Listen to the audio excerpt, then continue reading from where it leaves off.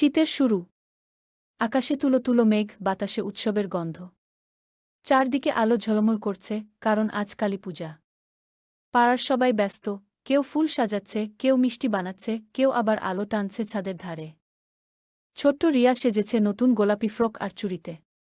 তার হাতে ছোট্ট থালা ভর্তি প্রদীপ। ওর কাজ, প্রতিটা ঘরে প্রদীপ জ্বালিয়ে আলো ছড়ানো। রিয়া এক এক করে প্রদীপে আগুন ধরাচ্ছিল।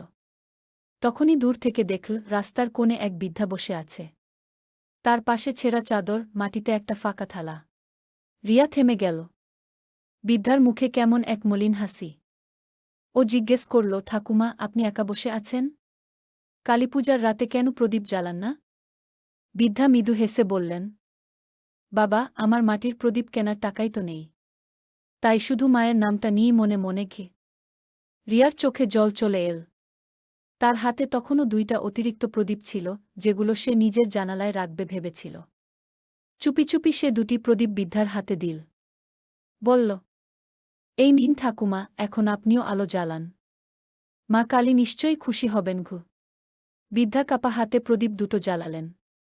বাতাসে শিখা দুলে উঠল, আর আশ্চর্য! সেই আলোয় বৃদ্ধার মুখটা ঝলমল করে উঠল, যেন চাঁদের মতো কোমল। রিয়া মুগ্ধ হয়ে তাকিয়ে রইল।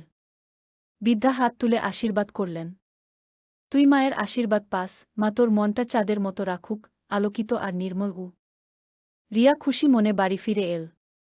পথে অনেক বাজির শব্দ, হাসাহাসি, মিষ্টির গন্ধ, কিন্তু রিয়ার মনে সবকিছুর চেয়ে বড় আনন্দ সেই 2টি প্রদীপের আলো।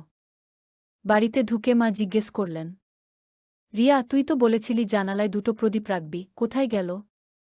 রিয়া মৃদু হেসে বলল, আমি সেগুলো অন্য জানালায় রেখেছি, এক ঠাকুমার হৃদয়ের জানালায়। মা অবাক হয়ে তার মাথায় হাত বুলিয়ে দিলেন। তুই সত্যিই কালীমায়ের সন্তান, মা। রাতে পূজামণ্ডপে সবাই এল। রিয়া দেখল ঠিক মণ্ডপের কোণে সেই বৃদ্ধা দাঁড়িয়ে আছে।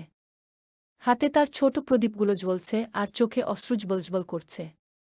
বৃদ্ধা রিয়াকে দেখে হাত নাড়লেন। রিয়া এগিয়ে গিয়ে আলতো করে জড়িয়ে ধরল। আকাশে তখন বড় একটা পূর্ণ চাঁদ উঠেছে। আলো পড়েছে দুজনের মুখে। বৃদ্ধা ফিসফিস করে বললেন, দেখলি মা, চাঁদের আলো যেমন সবার ঘরে পড়ে, তেমন ভালোবাসাও সবার মধ্যে ছড়াতে হয়। রিয়া বলল, তাই তো ঠাকুমা। আজ থেকে আমি চাঁদের মতো ভালোবাসা ছড়াব, কারো মন যেন অন্ধকারে না থাকে।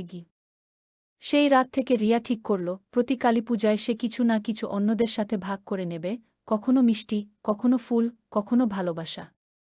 বাবা মা বলতেন, রিয়া এখন শুধু আলো নয়, আনন্দ ছড়ায়।